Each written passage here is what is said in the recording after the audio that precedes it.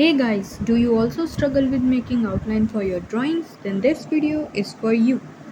In this video, I'll be teaching you grid method for perfect outlines. So let's start. So this is the reference image. I made grid lines on reference with this app. Its name is Drawing Grid Maker. Then I marked point 1.5 cm apart. Then join the points in front of each other. It will look like this. Then do the same for vertical lines. Now the grid is ready for the drawing. You just have to start with same boxes and now start drawing. If you made any mistake, make sure to not erase the grid lines, and if you did, then you can make them again. The outline is ready now. Now you can erase the grid line and shade the drawing or color if you want to.